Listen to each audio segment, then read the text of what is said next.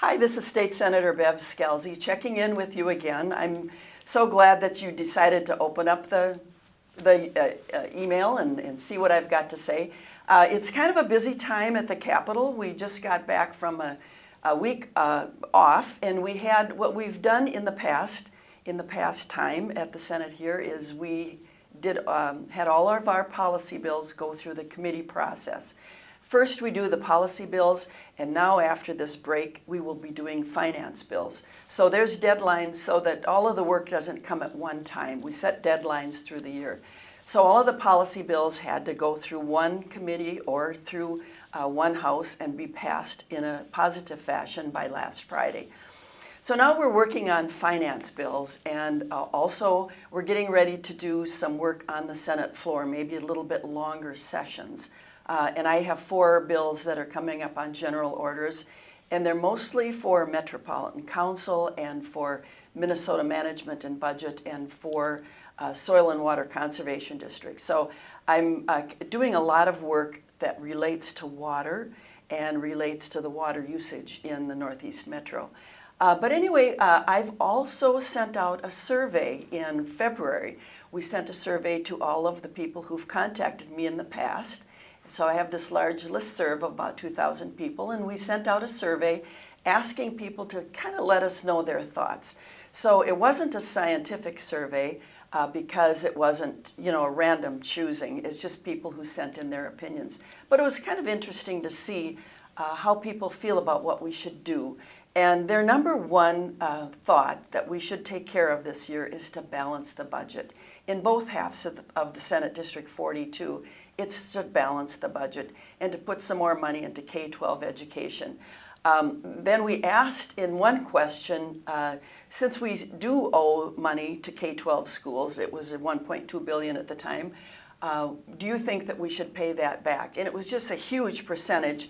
It was like 87% on the A side, and it was 69% on the B side, that we should pay back the schools right away. And also the number one issue of items that were not listed on the survey is how do you feel about the water issue in the northeast suburbs, and that was their number one issue. So that's very important, and it's on everyone's minds because we know about the White Bear Lake situation and also Turtle Lake. So we're going to be looking at these issues very carefully. But regarding increasing taxes and making sure that those in the upper income brackets pay their fair share, on the A side, 62% felt that that wasn't important, and on the B side, 76%.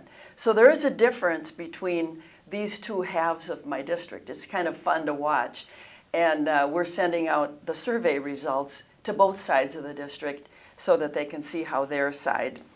Other things that people told us that we should maybe take care of is more the 35E lane expansion.